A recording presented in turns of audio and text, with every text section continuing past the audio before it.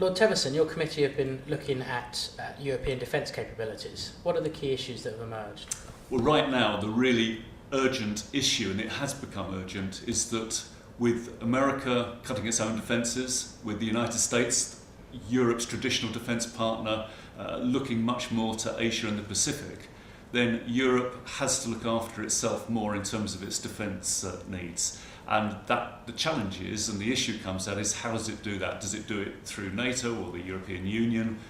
Do the two conflict, or can we do both? And one of the main things that's come out of this inquiry is that it's not around NATO or the European Union. What's good for one in terms of defence in Europe is good for both, and I think that's one of the main messages that's come across. You mentioned NATO there. That's traditionally been the organisation that's looked after security for Europe. How do you think the EU and NATO can work better together? It's a really important issue. Let's make no mistake, when it comes to hot wars where there's really fighting and they're complex and Europe's own integrity is at risk, then NATO will be the way forward.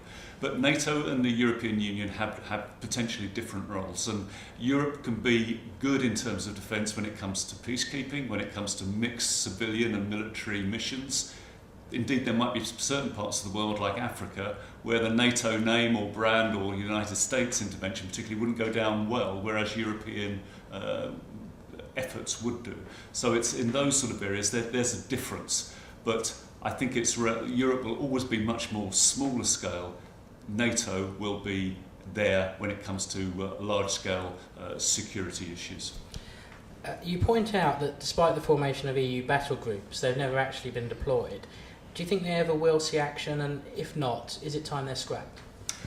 Well, the battle groups, which rotate every 6 months, different European member states make them up, and they're part of the hard edge of Europe's security and defence policy, and they're there to use when crises happen. Well, there's been no shortage of crises over the years since these have been set up, but has one ever been used? No, it hasn't. There was almost an incident when in Africa when a Scandinavian battle group was sent, but in the end the decision was not to. Why? Maybe because the political will to use them isn't there, or maybe because, not in the Scandinavian example, but in others, then there isn't the military ability to deploy them. But at the end of the day, you use something or you lose it. And what we're saying is that next time there is the right opportunity to use a battle group, then they should be deployed. If not, we might as well forget it and admit that this is a political impossibility. The report calls on Germany to play a more active role in European defence efforts. Are the Germans neglecting their responsibilities as the EU's largest economy? Well, there is a very important question for European defence. Germany has a different attitude because of its history towards its military, and that's culturally it has a different view. In Europe, the two main players are France and the United Kingdom. They have, and they're willing, their armed forces are willing to go into action and to fight when that's necessary. But Germany, its defence expenditure is only 1.5% of GDP, well below the UK and France. It's a significant amount. So the problem is not one necessarily of the absolute amount of expenditure and commitment, but it's around being able to use those forces. And we saw in Libya, not a European EU operation, but a NATO one, that at the Security Council level, Germany wasn't interested. It didn't vote for intervention. It abstained.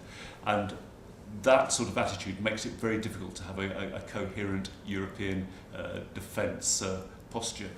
And what we need Germany to do is not just to have that expenditure, but to be actively involved in the flexibility of the use of its armed forces for the sort of EU interventions that are likely to happen.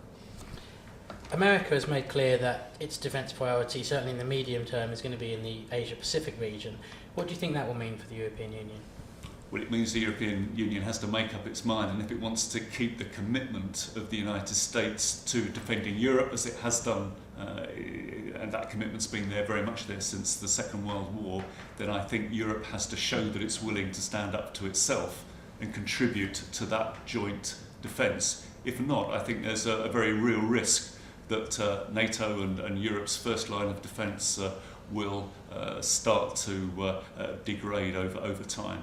So we need to show the Americans that if they're going to remain committed to us, then we can pull our weight through not just expenditure, but by getting our act together in terms of coordination of armed forces, that we can actually deploy our armed forces, that we're able to do that. It's perhaps worth remembering that, in fact, Europe has more armed personnel, 1.6 million, than the United States actually does. What we're not good at is being able to use them.